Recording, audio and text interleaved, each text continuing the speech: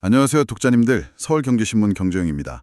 오늘은 저희 서울경제신문 기사를 바탕으로 최근 IT 업계는 물론이고 사회적으로도 좀 파장이 큰 사건이죠. SK텔레콤의 개인정보 유출 사건, 그리고 역대 최대 과징금 소식을 좀 깊이 들여다보겠습니다. 이게 단순히 뭐 사건 개요만 볼 게 아니라 왜 중요하고 또 우리한테 어떤 의미가 있는지, 그걸 좀 같이 살펴보려고 해요. 시작부터 금액이 정말 어마어마합니다. SK텔레콤이 2,300만 명이 넘는 이용자 개인정보, 그 유심 해킹 사건 때문에 개인정보보호위원회로부터 1,347억 9천만 원, 그러니까 거의 1,348억 원이죠. 이 과징금을 부과받았다고 해요.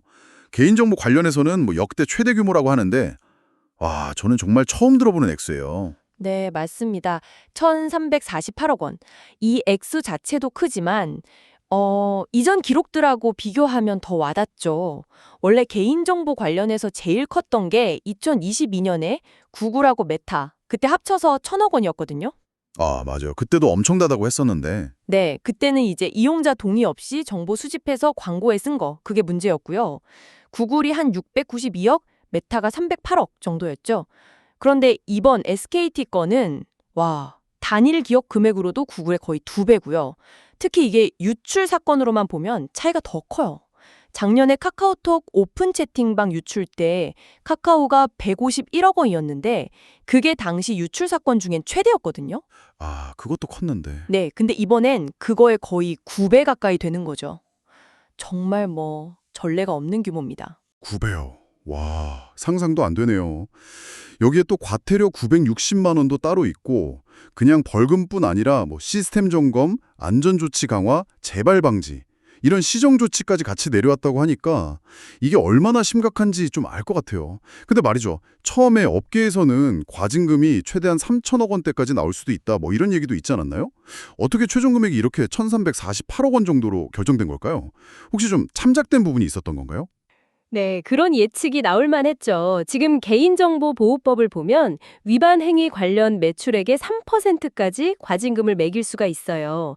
SKT 같은 경우는 이번에 문제된 무선통신 사업 매출이 한 12조 7,700억 원 정도 됩니다. 와, 매출 규모도 엄청나네요.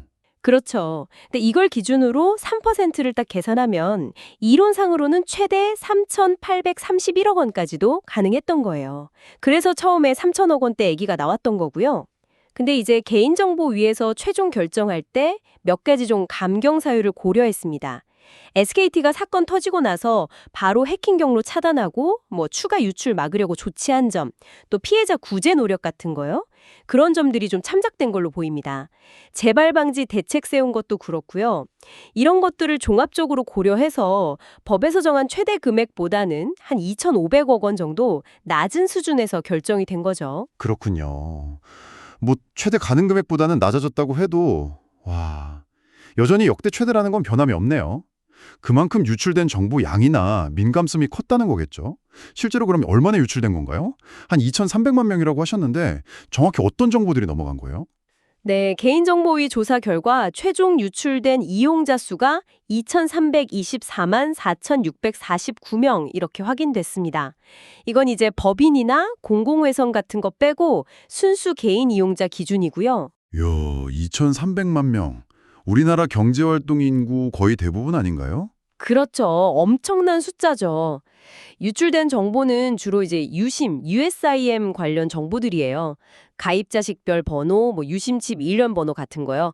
이런 게 넘어가면 시미싱이나 보이스피싱 같은 금융사기에 악용될 소지가 있어서 굉장히 민감한 정보죠. 유심 정보까지요? 아, 정말 심각하네요. 근데 어떻게 이렇게 많은 정보가 빠져나간 거죠? 해커가 어떻게 시스템을 뚫은 건가요? 조사 결과를 보면요. 해커가 처음 침투한 게 2021년 8월이에요. 꽤 오래됐죠. 2021년이요? 네. 그때 내부망에 처음 들어왔고 한 1년 뒤쯤 고객 인증 시스템에 악성 프로그램을 설치했어요. 그리고 올해 4월에 그 프로그램을 이용해서 데이터베이스에 있던 개인정보를 빼간 걸로 밝혀졌습니다. 거의 2년 가까이 안에 있었던 셈이죠. 2년 가까이요? 그걸 몰랐다는 것도 좀, 네. 그러면 SKT가 이걸 왜 못 막았을까요? 개인정보위가 지적한 구체적인 문제점이 뭐였나요? 개인정보인은 안전조치 의무 위반을 가장 크게 봤습니다. 몇 가지 핵심적인 문제가 있었는데요. 첫째는 망 분리예요. 중요한 내부망이랑 외부 인터넷망, 관리망 이런 것들이 제대로 분리가 되어 있어야 하는데 일부 시스템이 같은 네트워크 안에서 운영되고 있었다는 거죠. 아, 그럼 한 번 뚫리면 다 위험해지는 거네요. 그렇죠. 내부 시스템으로 넘어가기 쉬워지는 거죠. 둘째는 더 기본적인 건데 암호화를 안 했다는 거예요. 특히 유심 인증에 쓰이는 중요 키값 일부를 암호화 안 하고 그냥 일반 텍스트, 그러니까 평문으로 저장하고 관리했다는 겁니다. 평문 저장이요? 그건 정말 기본적인 거 아닌가요? 네, 맞습니다. 개인 식별 정보나 인증 정보는 당연히 암호화해야 하는데 그게 좀 미흡했다는 지적이죠. 망분리 미흡의 평문 저장이라니. 이건 뭐 국내 최대 통신사 중 한 곳인데 좀 충격적이네요. 그렇죠. 이런 기본적인 조치가 미흡했다는 점은 상당히 좀 이례적이고 심각하게 받아들여지는 부분입니다. 결국 이런 기본적인 보안 실패가 이렇게 큰 사태로 이어진 거군요.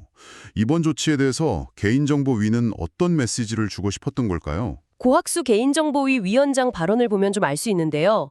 기업들이 개인정보 보호 관련 예산이나 인력을 더 이상 그냥 비용으로 생각하지 말고 이건 필수 투자다. 이렇게 인식을 바꿔야 한다고 아주 강하게 얘기했어요. 특히 데이터 경제 시대에는 개인정보 관리가 기업 경쟁력의 기본이라는 거죠. 또 기업 내 CPO, 그러니까 개인정보 관리 책임자 역할과 독립성, 전담 조직이 정말 중요하다는 점도 강조했고요. 비용이 아니라 투자다. 와닿네요.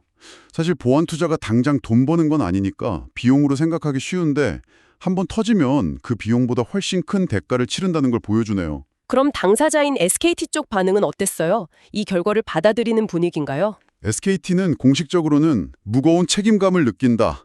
고객 정보 보호 강화에 만전을 기하겠다. 이렇게 밝혔습니다. 일단 책임은 인정하는 거죠. 다만 좀 아쉬움도 내비쳤어요. 조사나 의결 과정에서 자기들이 소명한 내용이 충분히 반영되지 않은 것 같아서 유감이다. 이런 입장도 덧붙였거든요. 아, 뭔가 더 참작해줄 부분이 있었다고 생각하는군요. 네, 뭐 그런 뉘앙스죠. 그래서 일단 개인정보위에서 공식 의결서를 받으면 내용을 자세히 보고 최종 입장을 정하겠다고 합니다. 의결서 받고 나서 90일 안에 행정소송 같은 걸 할지 말지 결정해야 하거든요. 그렇군요.